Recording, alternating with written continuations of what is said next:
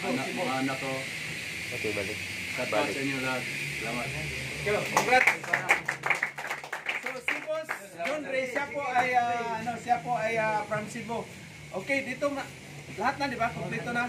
So picture taking kayo dito lahat. Halika dito mamaya. Sabay dito, lahat picture.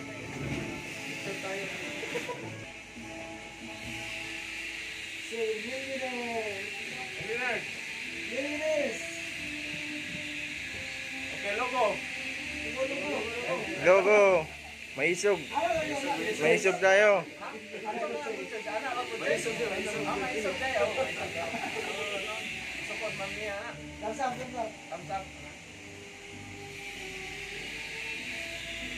Okay, thank you.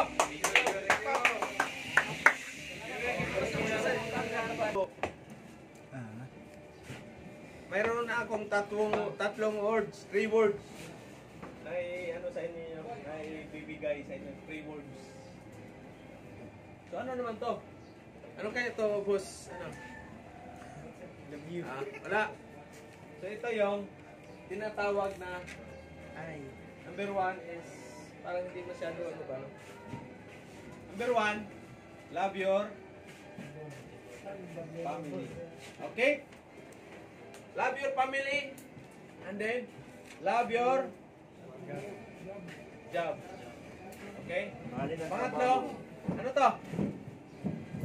Ano to? Love yourself. Ha? Love yourself. Spend your money wisely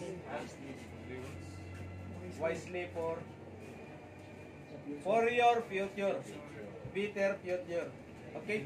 Alalahanin ninyo na ika nga maraming mga OFW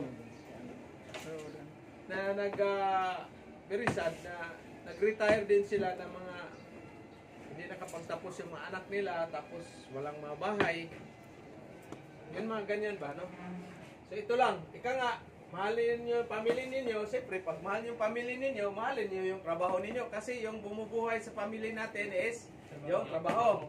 And then huwag kayo lang, iba na yung ano ngayon, mga simang ngayon na panahon, no? Hindi na kagaya ng dating panahon na talagang, ano yan, uwi ng Pilipinas, walang pira. Ngayon, kailangan, prepare na kayo for your future. Okay? For your future. Siyempre, huwag niyo hayaan na mag-retire kayo na wala kayong bahay. Okay? Wala kayong bahay, wala kayong naipundar dahil sa... Hindi naman masama na tutulong tayo sa ating kapwa, mga kapatid, mga relatives, pero siyempre isipin niyo muna yung sarili ninyo una. Lalo na during your training here, walang tumulong sa inyo ng mga kamag-anak, mga ano dyan, maliban doon sa may nag-finance ng mga asawa, relative, kaibigan. Pero mostly sa inyo dito, walang tumulong ng mga sarili ninyo, nagsikap. So darating man kayo, galing ibang bansa, isipin nyo rin during your paghihirap. Lalo na pag sa Maynila kayo ngayon, papunta ng Maynila, talagang madugoon na pa na doon. Dahil siyempre, araw-araw gagastos ka, pagkain, pamasahe, rent mo sa boarding house, training, minsan may sabit pa kayo sa medical.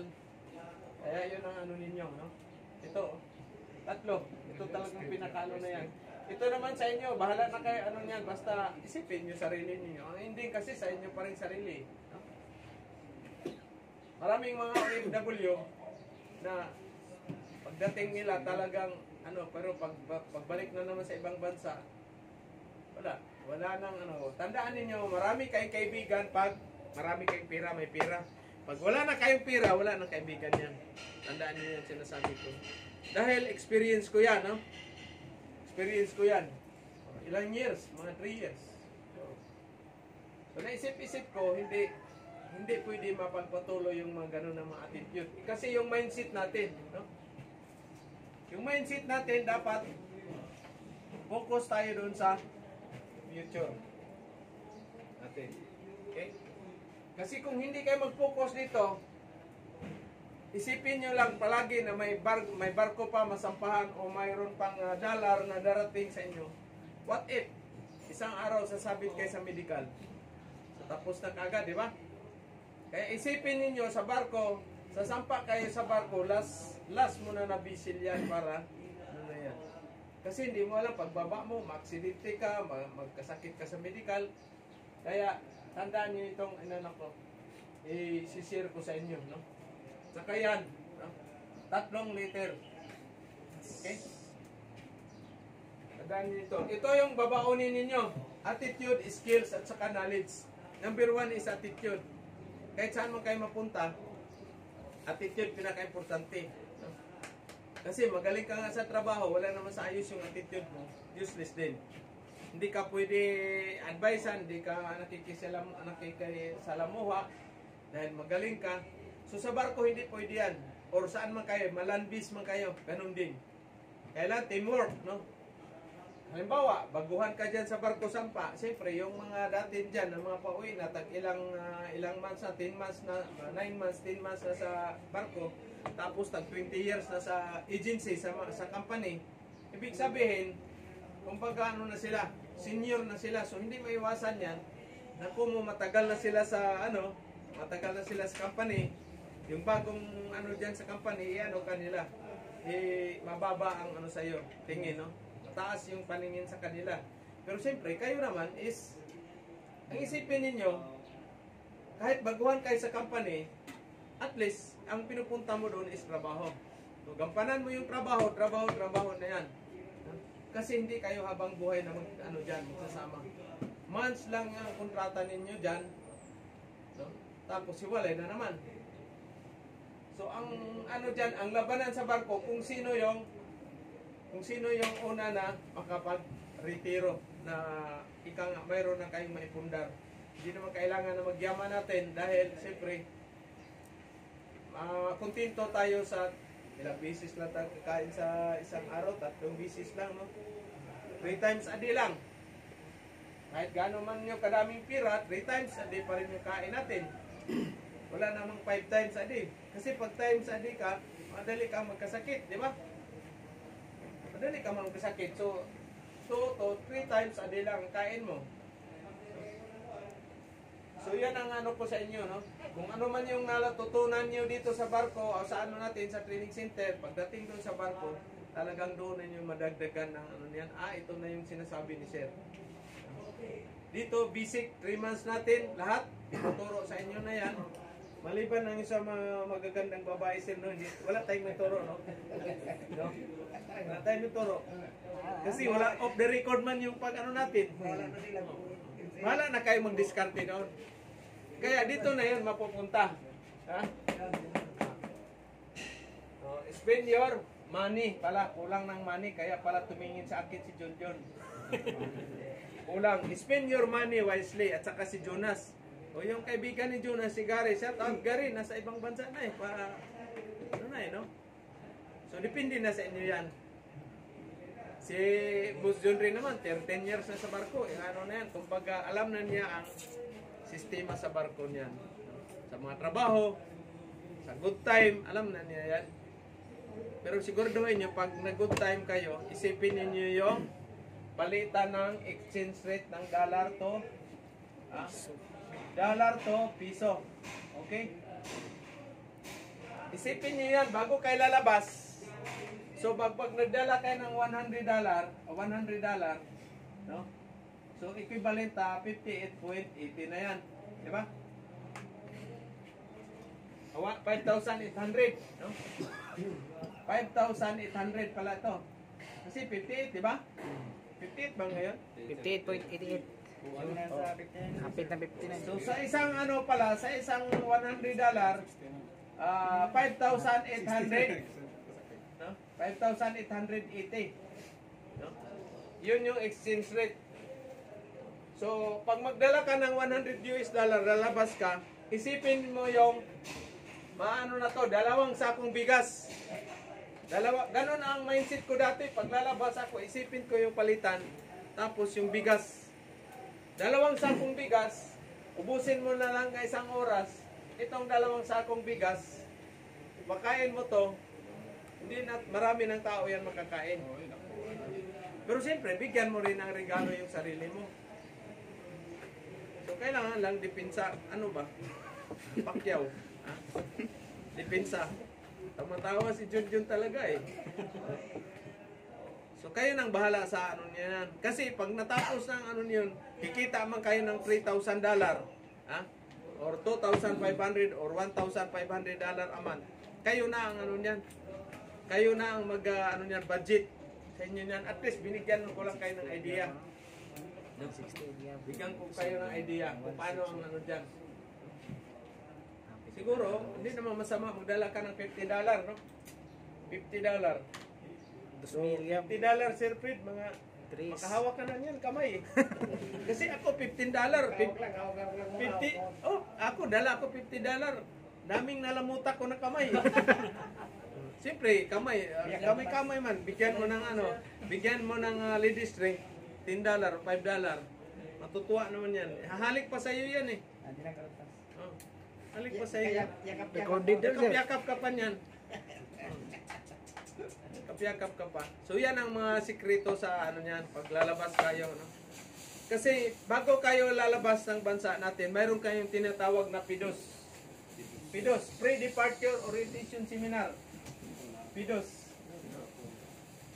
So dito sa PIDOS, mayroong orient sa inyo dyan, how to manage your money, at saka paano rin kayo makaiwas sa mga tukso. Don't and don't. Oh. Lahat ng mga OFW dadaan kayo dito sa PIDOS.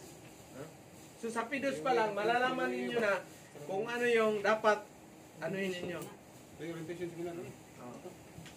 Pre-departure orientation seminar. So lahat kanyang mga OFW, magsiman o OFW, dadaan kayo dyan. Dadaan kayo dyan. Pagkasunog kwan, sir. English yun, huwag wa kay Pidos. Oo. So palakpakan natin ang sarili ninyo lahat. No? Congratulations. Thank you and good afternoon. Kasi hatid pa natin si Boss Mark. Sino sasama sa akin sa ano? Kami, sir. Kami natin. Five. Hindi pwede kay lahat kasi ano yung kumong-kumong maliit man yun ang sasakyan. Isa lang. Buti kung naayos yung ano natin, bunggo. Yung bunggo natin sira pa eh. Maliit man yung badya. Lima kayo badya kasi ba tayo doon? Talaga oh. Buti kung mayroong malaking motor dyan na ano yan? Si Yamaha na motor. Hindi, bawal kayo. Oy, isa pa, huwag kayo magmotor-motor pag mga ano kayo, yung may sima na kayo, huwag kayo magmotor. Ha? Kayo magmotor-motor. Wheels talaga. Wheels. Kahit hindi, basta at least 4 wheels. Kung wala mga ipalibili, di, mag-commute, 4 wheels pa rin yan. Commute ng motor. Okay. So, ilan ang susunod na kon? Ato si kon, ano pala? O yung shipyard pala natin kanina, tinawagan ko, wala pa silang repair ngayon. Antay-antay lang. At least meron tayong connect ng shipyard na yan, bagong shipyard. Okay. So bukas, anong araw bukas? Tuesday. May base. So doon na kayo, masinchap kayo bukas. Ha? Ikaw ang doon. Ikaw ang chief machinist. Maswerte tayo. Palakpakan natin si Chief Mark.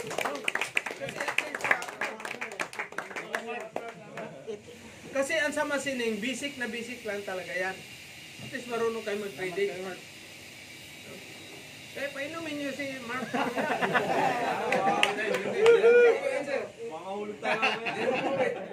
Kasi pag biruin mo, hindi pa nga, bagong graduate, nagkasampa ka agad ng barko, asan ka pa niyan?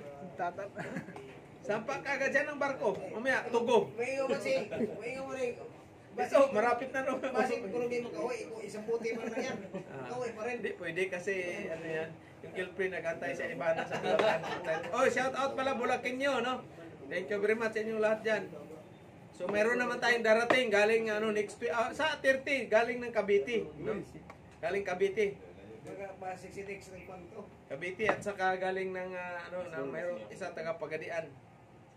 Yan ang naman yan. So, yung mga nasa Maynila natin, ang hindi nakasampa doon, ang problema nila medical. Okay, medical. Medical. Kaya kayo, ingat-ingat kayo sa medical ninyo o sa pagkain. Sabagay, kita ko sa inyo, parang mga ano man, malnourished mo sila lahat. Siyempre, walang problema to sa medical, no? Akin, lumaki na yung tiyan ko eh. Wala eh. Tagal na hindi nakainim kasi ng ano ng San Miglite. Kaya lumaki, tubig. Eh malamig pa yung tubig. Pero pag San Miglite, ano Jonas, siliit to. Matutunaw yan, matutunaw. Kaso mahina pakiramdam ng mga ano natin ngayon eh. Tawaran lang, tatawaran lang. Kailangan pa bang i-memorize yan? Oy, sa barko, hindi yung ano eh, siyempre, sa barko may mga tagay-tagay din minsan. May tagay ba doon sa inyo, Boss Henry? Hindi pwede na puro lang kayo sabay-sabay, hits. Hindi pwede yan. Kailan kukuha di kayo ng beer o namang alak na inumin. Kasi yung pulutan doon ni Chief Cook, o shout out pala sa mga Chief Cook sa barko. Ano na yan? Pag may understood na yan, mamili kayo, crispy pata, kinilaw, yung anong tawag nun? Laman loob ng mga sisig, o yung paklay, balon, anong tawag niyan? Yung mga dinuguan. Parang babalik ako ng barko siguro, Sir Fred eh. Sa bagay, pwede pa naman. Pwede pa? Oo, Pwede pa. Kung yung hair ngayon. Pwede pa. Ang problema ko lang medical. Baka alcoholic ako. Okay, so shout out sa ating mga viewers. Good afternoon, Luzon, Visayas, Mindanao. No, thank you and good afternoon. Okay, thank you.